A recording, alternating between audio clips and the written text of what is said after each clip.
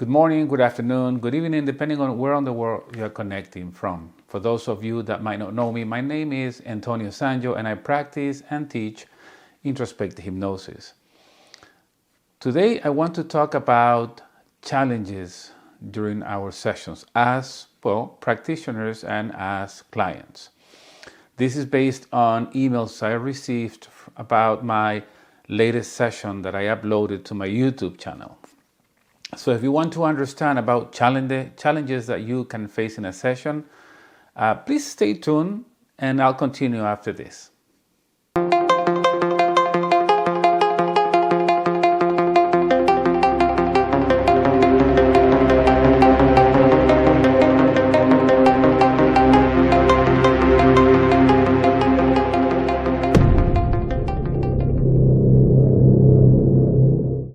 Okay, so why would a session be challenging? What can happen in a session with a client thinking that they might not be going into a trance?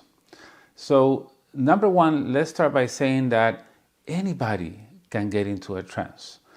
The main issue here is about their expectations or preconceived ideas of what hypnosis is, on how they're supposed to feel during the session or how the trance feels, even though they might not have a hypnosis session before.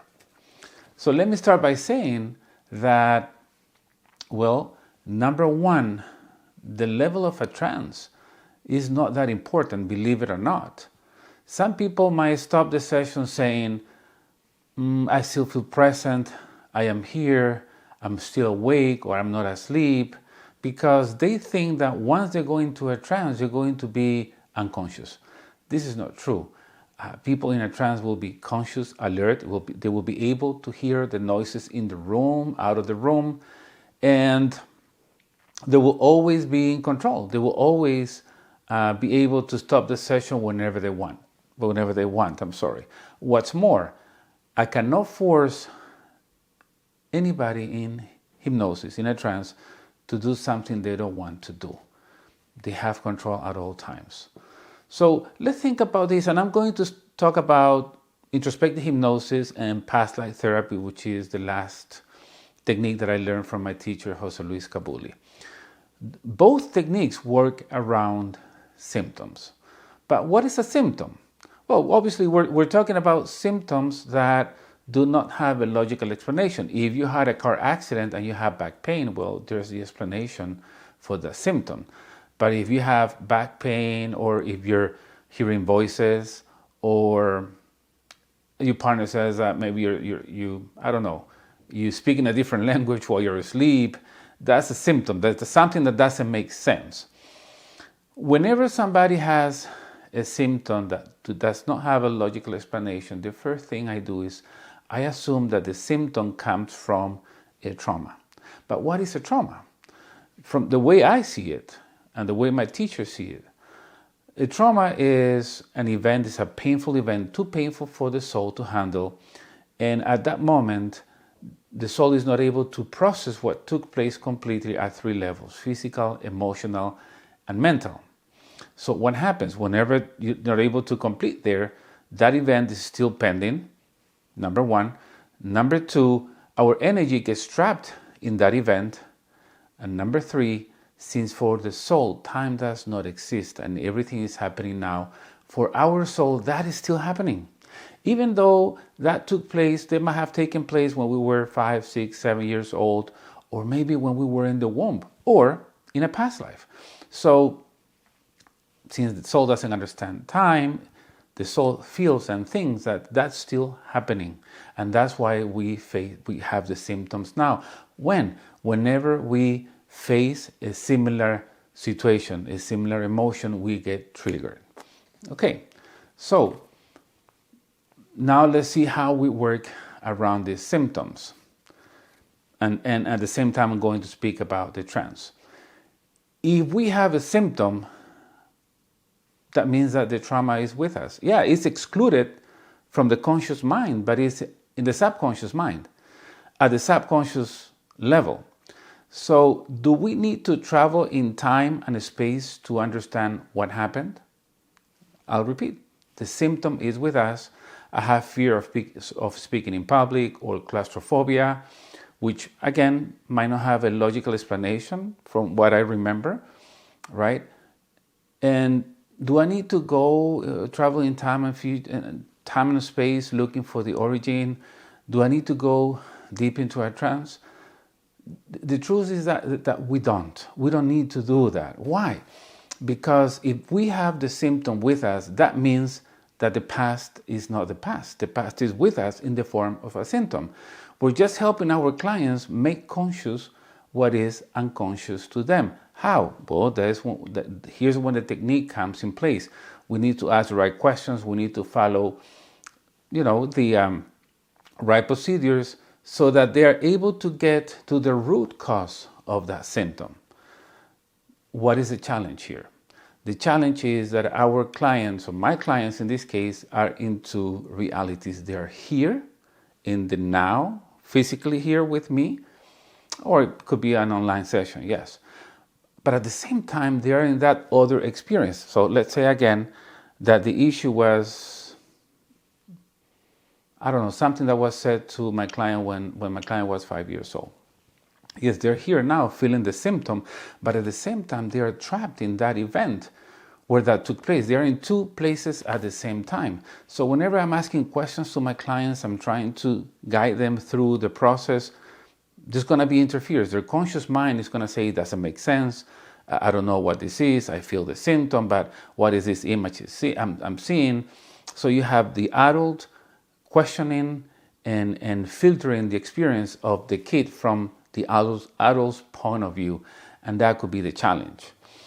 So, and I have some notes here because, again, I received a few emails about that. Again, time is an illusion. The past, present, and future doesn't exist. For the soul, everything is happening now. Even though that might have taken place in Egypt 3,000 years ago, for our soul, that just took place. So what's more, if we were not able to process that event, and in this case, let's say I'm talking about a death, a traumatic death, for our soul, that is still happening. And that's why we have the symptoms now. So what do you do, Antonio, when you have these type of clients? Well, number one, you have to be patient. There's a lot of patience here. My clients will not go at my pace. I need to go at their pace. Some of them might take longer time to connect with the symptom as I teach them how to feel in the body, and as we arrive to the root cause of the symptom, the originating event. But what else, right? At the same time, they might have preconceptions. Even before speaking about preconceptions, let's talk about conscious interference. What is conscious interference? Let's say that, you like to read a lot about Atlantis. And as soon as my client goes back to a memory or a life when they are in an island, they're automatically going to think, oh, I'm in Atlantis. The truth is that they are not in Atlantis. It's the conscious mind interfering with the session. What else can cause problems during the session? As I mentioned a few minutes before, preconceived ideas, what they think they're going to experience during the session, that they're going to fall asleep, that they're going to feel numb, and that they should be feeling this by this point and this other thing by this other point, and since it is not happening the way they expected, for them it is not working. You see, what else can cause issues during sessions? Speaking about preconceived ideas, is clients coming with information that they were given by someone else. If you practice hypnosis, if you practice past life regression, if you practice introspective hypnosis, you know what I'm talking about when I say that some clients come looking for you, saying that they went to a psychic and the psychic told them that they have an attachment, or they went to a tarot reader and this tarot reader told them about a supposed past life that is causing a problem. Or even worse, the psychic or tarot reading might tell them that there is a curse that was sent to the family, and this is why they're going through all of these situations in their lives. That could be a problem. I mean, I don't want to disregard the information that my clients bring. I don't want to offend them, but it is not useful for what we're going to do in the session. And some clients get upset when what they experience themselves in a session does not, how can I say this, is not the same that the psychic told them. But I was told by a psychic that I have a spirit attachment. You were in a trance, we worked on this, you didn't find anything, you see? So we just need to be patient. We just need to accompany our clients during the session, and never give up on your clients as long as they're trying. If you watch my last session, I don't remember the number of the session, but the title of the session is Challenging Session, and the spirit attachment tried to stop the session. You will see that my client was, even though he was not speaking, he was getting information. I could see that his mind was processing, and I had to give him time, but at the same time, I had to keep asking him questions because I didn't want him to stop. So in the end, he opened his eyes. He was confused, and he said, I got this thought that said, I cannot do this anymore, open your eyes, right? And in the end, that was a spirit attachment. It's kind of a different case. But as long as, what I'm trying to say is that as long as your clients are trying, don't give up on them. When is it that I stop the sessions myself? Is when I see that my clients do not want to follow instructions, or when they arrive to a sad memory and they don't want to go through it. They don't want to release control. They don't want to make contact with emotions. They don't want to feel uncomfortable during the session. Or what they like, either if it's a memory or if it's a past life, maybe they don't like, and they don't want to continue with it. At that point, in my opinion, the session is over, because you have somebody trying to control the session. You have somebody that came with a script, and obviously they're going to be frustrated and upset because it is not what they expected, right? I remember having clients coming for sessions thinking that they were going to have a beautiful communication with the spirit guide and maybe receive messages to communicate to the world. And what happened was the opposite. My client visited events during childhood that were very traumatic events, pending issues with, I don't know, parents, relatives, and it's not what they expected, but my clients are going to experience what they're supposed to experience in a session. I have no control. Their soul is going to go wherever it needs to go to work that day. So what else is it that we need to keep in mind during the sessions? Let me see. I will say that's about it. But another thing, not everybody visualizes, and the thing is that clients think that they will see with their eyes closed when they're in a session, when they are in a trance. If I close my eyes, I don't see anything. But if I close my eyes, I can remember how my house looks from the outside. I can describe it to you. I can imagine I'm entering my house and tell you where the furniture are or is. So not everybody is visual. And when they don't see, when they don't visualize, they want to stop the session because they think it's not working. But yeah, the ones that do not visualize, they might feel, they might hear, or they have ideas coming to their mind. You can hear this comment from my last client, from Alex, in that challenging session, where he said, I was getting all these ideas, all this information in my mind. I don't know where it was coming from. I even said this name, I think it was Darius. I have never pronounced that name. That name is not part of my vocabulary. Where is this? What was this coming from? Was he seeing? No, I don't think he was seeing. He was getting all the information. Anyway, that is why we need to be patient with our clients. One thing that I learned practicing hypnosis is to be patient, is to accompany my clients at their pace. Doesn't matter how frustrated I am, because I think nothing is happening and the session is not about me, it's about my clients. Doesn't matter how fast I want to finish. I just need to be patient, but never give up on your clients. thinking that nothing is happening in the session according to you, as long as they're following your instructions, as long as they want to work. Stop the session if they don't want to listen to what you're saying, or they have their own agenda. There's nothing you can do. But that's about that. Now, I want to talk about certain events that I have scheduled for for 2022. Right, I have scheduled some classes and workshops, and I have the list here so I can read to you without forgetting. So I have a workshop, Entrapment and Recovery of the Soul. This is February 26th. It is a full-day workshop. In that workshop, it's not intended to be kind of a class, even though you might consider it to be a class. It's kind of weird, but I explain the concept of soul entrapment. I give a presentation of about an hour, then I open the mic for questions, and answers, and then we take a small break, and I get volunteers from the audience to do demo sessions. But these demo sessions are not introspective hypnosis, are past life therapy, which is a little bit different. So if you're interested in learning about this concept and possibly have your own session, in the last workshop, there were 5 volunteers, and 5 of them were able to get a session. The sessions are shorter, but I'm able to facilitate, I would say, at least 4 sessions, and you get to see these live, right? Then what else?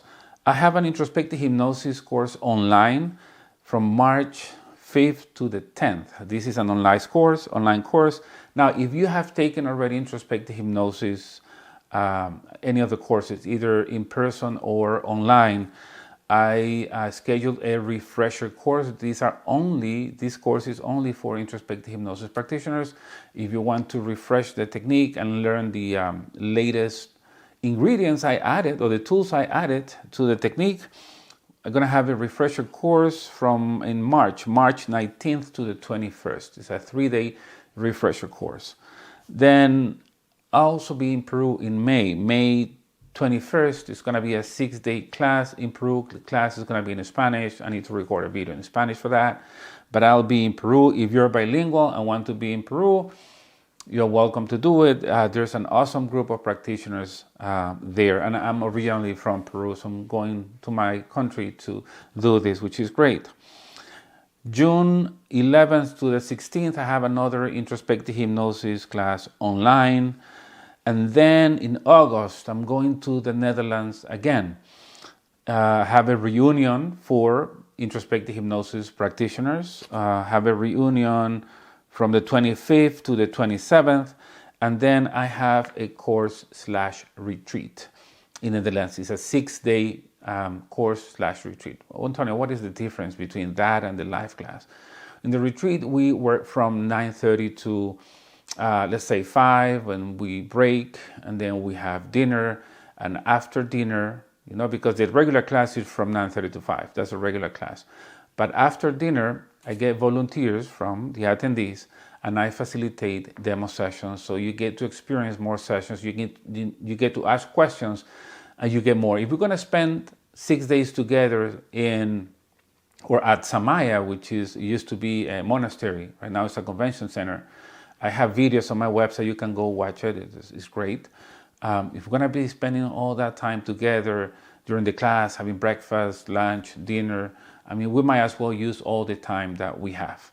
So that is happening from August 29th to September 3rd. The groups, and this is what I want to tell you, the groups for live classes will be smaller. I want everybody to feel comfortable. Yes, there are some places that have regulations about the amount of people, but live classes will be smaller. So if you're thinking about joining, you can register with a deposit. Don't wait until the last moment, because you might not get a spot there. And then what else? This is new. I'm finally scheduling again a live class in the US, and it's going to be a course/retreat. The same thing I'll do in the Netherlands, I'll do in the US. And this is going to be in Maryland, close to Baltimore and Washington, D.C. It's close. It's a conference center, Bon Secours. I hope I'm pronouncing this correctly. and it'll be from September 18th to the 23rd.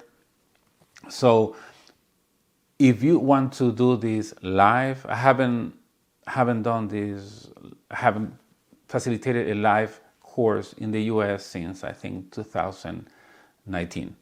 I'm going back to doing this. Again, the group is going to be a small group. I envision 10 to 15 people max. So if you want to register, again, you can register with a deposit and join. Don't wait until the last moment, because you might not find a place there. And we're going to stay at this place, and accommodations, meals, everything is included with the price. It's different from the Netherlands. The Netherlands, accommodations are not included, the meals are. But in this case, for the US, accommodations, meals, the class, everything is included, and we're going to do the same. We're going to spend basically all day together learning and practicing and connecting. One last thing. I'm going to start teaching a new technique.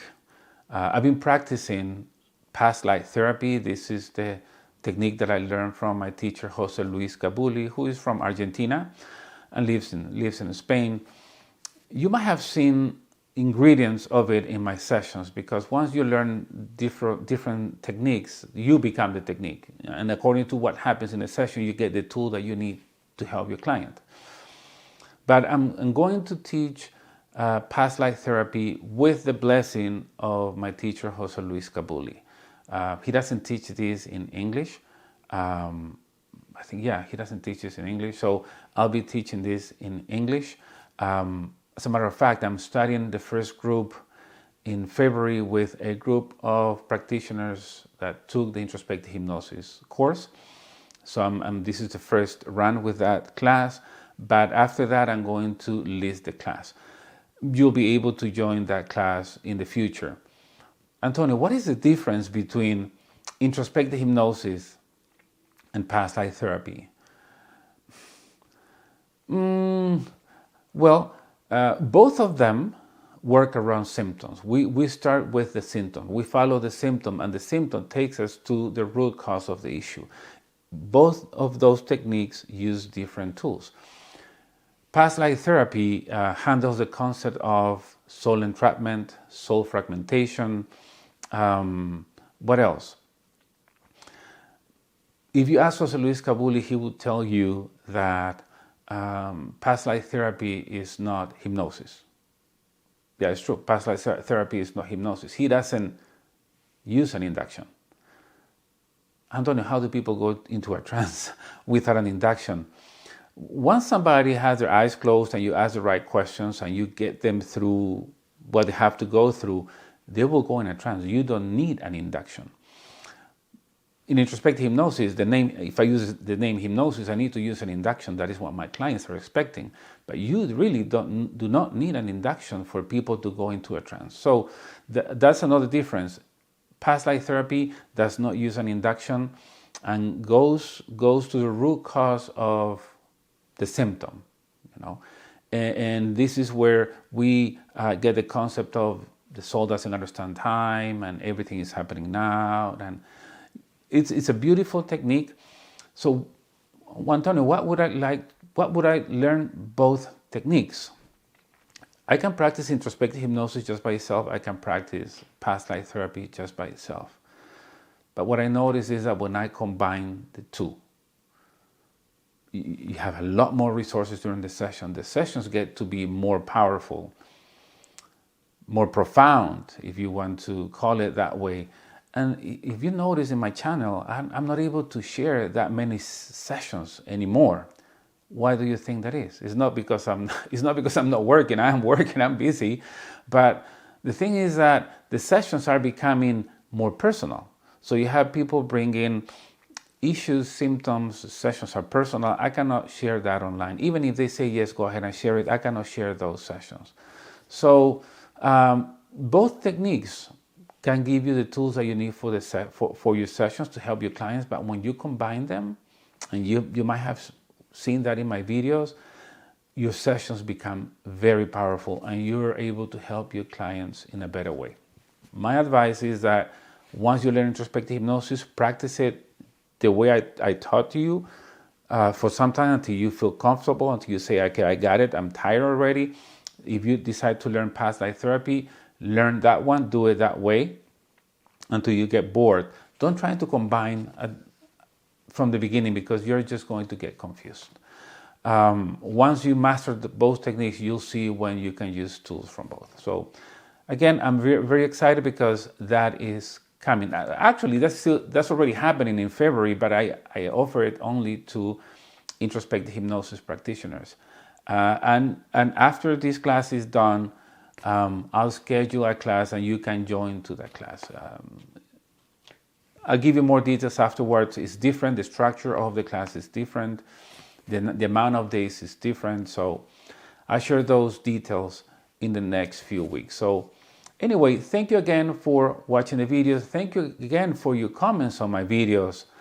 The goal of sharing the videos is to share or show people that we have different ways to overcome our issues, symptoms, if you want to say, to heal. And always sending the message that we're no victims. I want to empower my clients. I don't feel sorry for them when they cry, when they go to these events, because I know I am empowering. I'm helping them understand not why they're going through that, but what for, what's the lesson behind that. So when I share the videos, that's my intention, to bring awareness, to raise consciousness. But I've noticed in the statistics that there are a lot of people watching my videos that have not subscribed to my channel. Please go ahead and do it. Not for me, because the reason why I'm asking you to subscribe or to like the video, thumbs up, is because that video gets more exposure and it gets shown to more people. So we're all helping each other. Anyway, thank you again. Until next time, bye.